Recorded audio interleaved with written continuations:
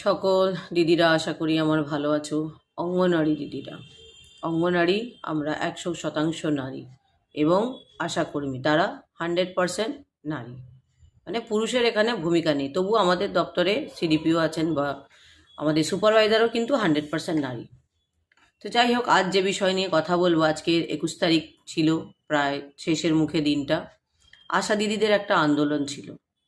তা গতবারে যে আন্দোলনটা আশা দিদিরা করেছে স্বাস্থ্য ভবনে, তারা যে একটা ভয় ধরাতে পেরেছে সরকারকে, তার প্রমাণ আজকের আমরা পেয়েছি। কিভাবে পেয়েছি?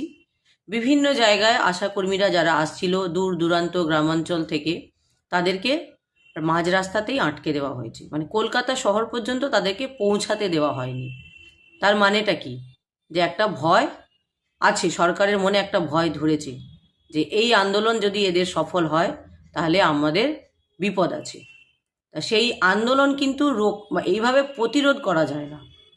আজ যেভাবে প্রতিবাদী হয়ে উঠেছে আশা দিদিরা, তাদেরকে দেখে আমাদেরকে শিক্ষা নিতে হবে যে আমাদেরও এইভাবে আন্দোলন করতে হবে। গতকালও একটা এআইটিউসির আন্দোলন করেছে আইসিডিএস ওয়ার্কাররা।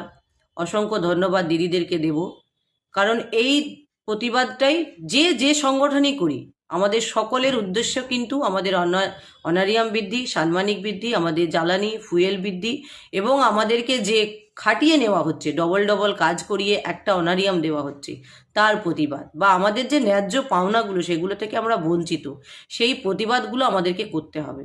তো যে যেভাবেই পারি, আপাতত এই 2026-এর ইলেকশনের আগেই প্রত্যেক মাসে যদি এরকম বা প্রত্যেক সপ্তাহে যদি এরকম একটা কর্মসূচি সারা রাজ্য জুড়ে আমরা করতে পারি, কোথাও না কোথাও একটা জমায়েত, যার মাধ্যমে মিডিয়ার মাধ্যমে আমরা বার্তা দিতে পারি যে আমরা ভোট ব্যাংক এই রাজ্য সরকারের। তা আগামী দিনে যদি আমাদেরকে নিয়ে চিন্তা ভাবনা করা না হয় বা আমাদের দিকে তাকানো না হয়, আমাদের সঙ্গে যে শোষণ করা হচ্ছে আমাদেরকে, সেটা যদি প্রতিরোধ না করা হয়, তাহলে আমরা কিন্তু প্রতিবাদের পথে নামবো এবং পথের আন্দোলনটাকেই বেছে নেব একমাত্র প্রতিবাদ হিসাবে। যে এইভাবেই আমরা আমাদের দাবি অধিকার আদায় করব। যত দূর যেতে হয় আমরা যাব। ভয় পাওয়ার এখানে কোনো জায়গা নেই আমাদের। বছরে আমাদের 20টা ছুটি, সেই ছুটি নিয়েই, লিখিতভাবে ছুটি নিয়েই আমরা আন্দোলনের পথে নামব।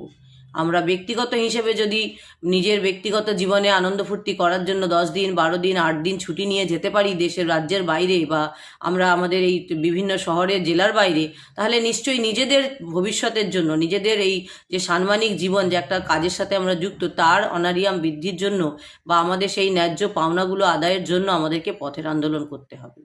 তাই দিদিদের কাছে আবেদন, আপনারা সজাগ সচেতন হন এবং বিভিন্ন আন্দোলন আমি দেখছি বিভিন্ন